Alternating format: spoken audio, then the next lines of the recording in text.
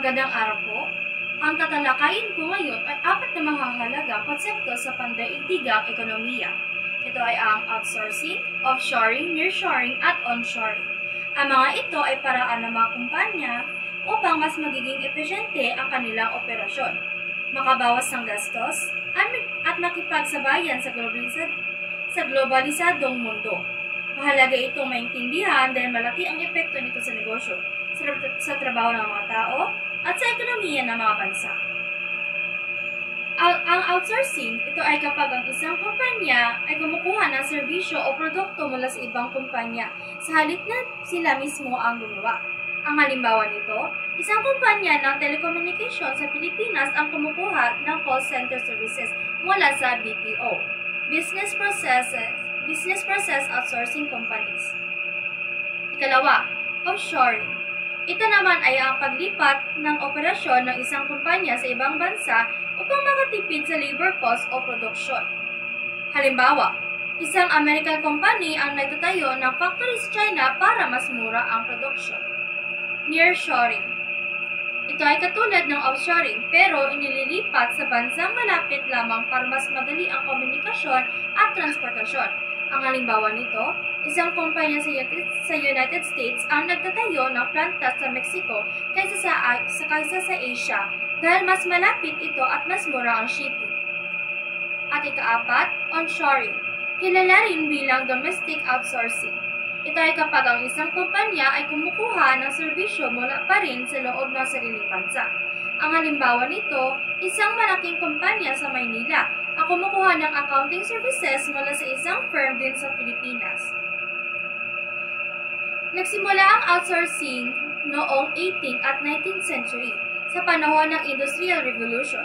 Dahil dumami ang mga negosyo, nagsimula ang kumuha ng specialized services tulad ng accounting at logistics mula sa ibang kumpanya. Ang offshoring ay lumakas noong late 20th century, particular noong 1980s at 1990s, kasabay ng mabilis na pag-unlad ng komunikasyon at transportasyon. Maraming Western companies gaya ng mula US at Europe ang naglipat ng kanilang production sa China, India at iba pang developing countries. Ang nearshoring ay lumakas noong early 2000s, lalo na sa North America at Europe.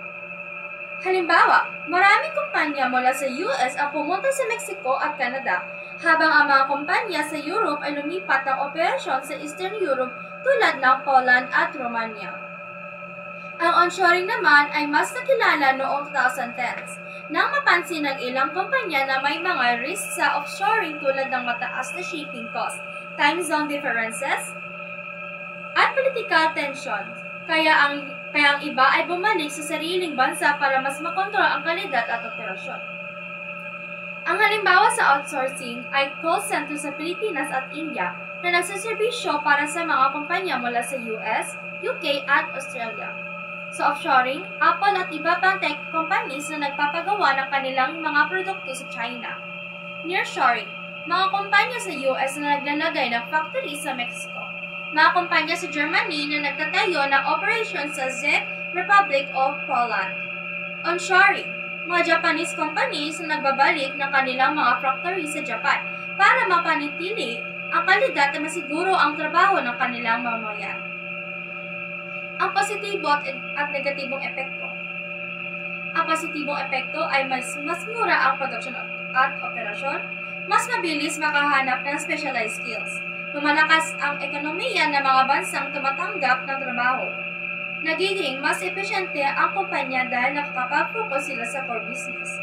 Ang negatibong epekto naman nito ay nawawala ng trabaho ang mga manggagawa sa bansang pinagmulan ng kumpanya. Maaaring bumaba ang kalidad kung hindi maayos ang pamamahala. Ma-issue sa seguridad ng impormasyon at intellectual property.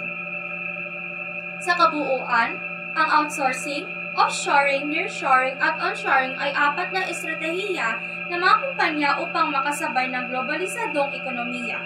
Nagsimula ito sa simpleng pakikipagkalakan noong Industrial Revolution at lalo pang lumawak dahil sa teknolohiya, komunikasyon at transportasyon. Lahat ng ito ay may positibo at negatibong epekto, pero iisa ang pinapakita ng ekonomiya ng mga bansa ay hindi nahiwalay, kundi magkakaugnay na at nakasalalay sa isa't isa.